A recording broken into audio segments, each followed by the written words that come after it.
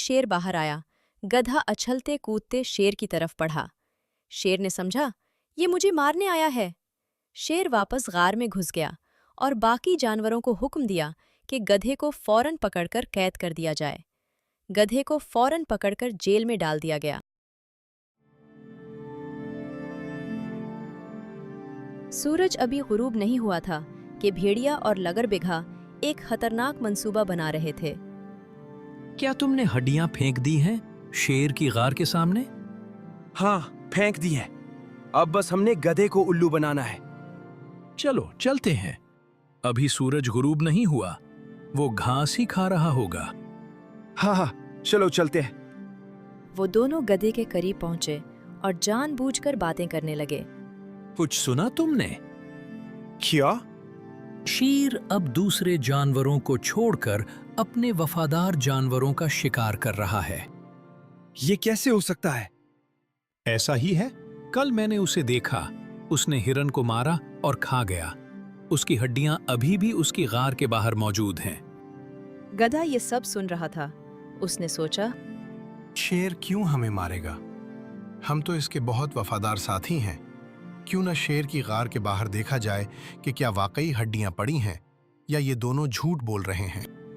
गधा शेर की गार के बाहर पहुंचा। उसने देखा वहां हड्डियां वाकई मौजूद थीं। अरे बाप रे, वो तो दोनों सही कह रहे हैं। हड्डियां तो वाकई पड़ी हैं। इसका मतलब है कि अब शेर बूढ़ा हो गया है, बाहर जाकर शिकार नहीं कर सकता। जो वफादार साथी उसकी गार में आते हैं हाल पूछने या खाना देने, अब उन्हीं को मारता है। इसका मतलब है इसने मुझे भी मारना है। सो अब मैं इससे दूर रहूंगा।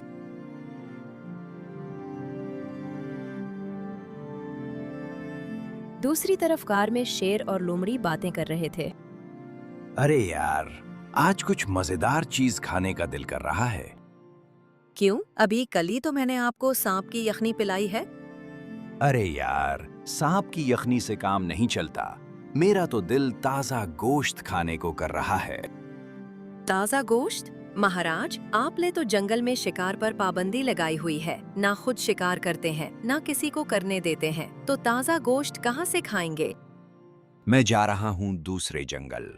वहां किसी ना किसी जानवर का शिकार करके ताजा गोश्त खा लूंगा।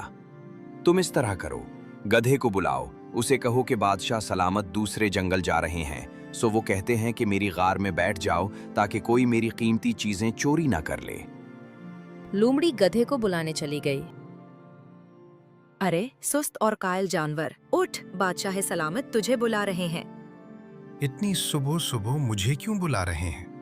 इतनी सुबह तो उन्होंने कभी नहीं बुलाया। अरे पागल, वो दूसरे जंगल जा रहे हैं शिकार करने, तो कहते हैं कि गधे को मैं अपनी गार में छोड़ के जाऊंगा ताकि कोई चीज चोरी ना हो। गधे ने सोचा, अब इससे कैसे जान छुड़ाई जाए। चुनांचे उसने फौरन बहाना बनाया। नहीं नहीं, मैं नहीं आऊंगा। मैं जा रहा हूँ। अपनी बीवी बच्चों का पेट पालना है। सुबह सुबह गार में जाकर नहीं बैठ सकता।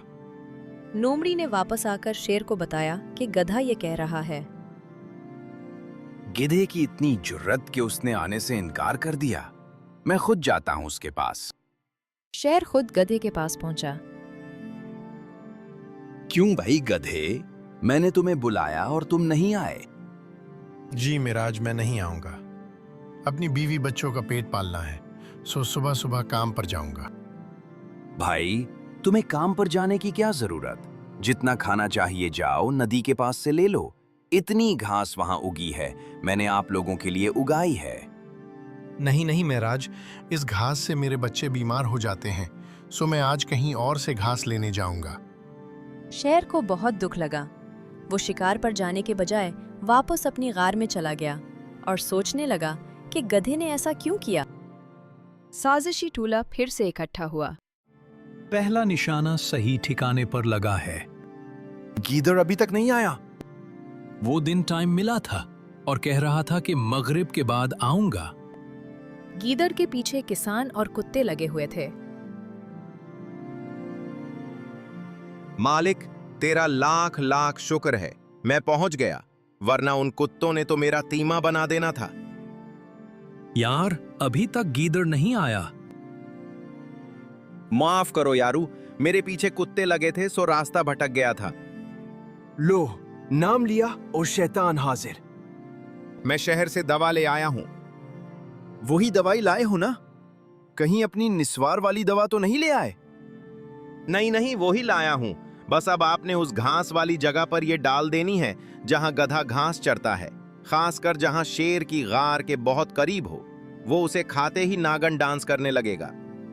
भेड़िए और लगड़बगे ने शेर की गार के करीब वाली घास में दवा मिला दी। गधा सुबह से शाम तक घास ढूंढता रहा, लेकिन उसे वैसी घास ना मिली जो शेर की गार के करीब थी। अब घास तो मुझे ना मिली तो घर क्या ले जाऊंगा। चलो सूरज गुरूब होने का इंतजार करता हूं। जब शेर गार के अंदर चला जाएगा तो फिर मैं उसके गार के बाहर वाली घास खा लूंगा और अपनी बीवी बच्चों के लिए भी ले जाऊंगा। सूरज गुरूब होने के बाद जो ही गधे ने घास खानी शुरू की, दवाई ने असर किया।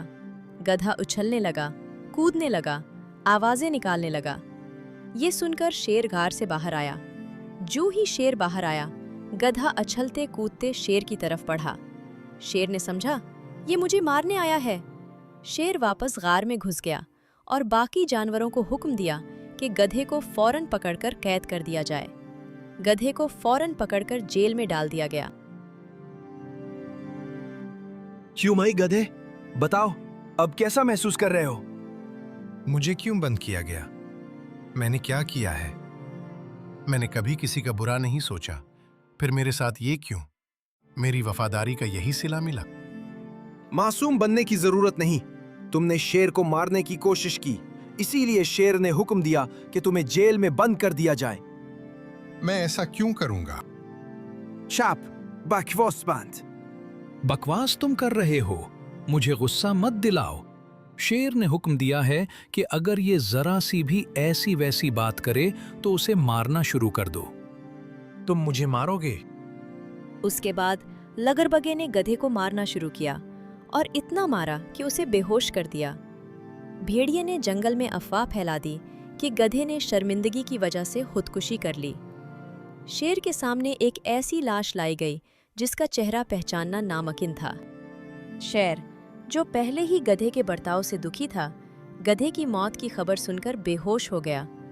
होश में आने के बाद उसने कहा, मेरी ज़हनी सेहत को बहुत ठेस पहुंची है। मेरा दिमाग इतना काबिल नहीं रहा कि जंगल चला सकूं, सो मैं अपने बाद लगड़बगे को उस जंगल का महाराज बनाता हूं। जब तक मैं दुखों और ज़हनी अजियत से निकल न जाऊं, तब तक जंगल का बादशाह लगड़बगा ही रहेगा। इसके बाद उसने लगड़बगे के हवाले हुकूमत कर दी और खुद गार के अंदर रहने लगा।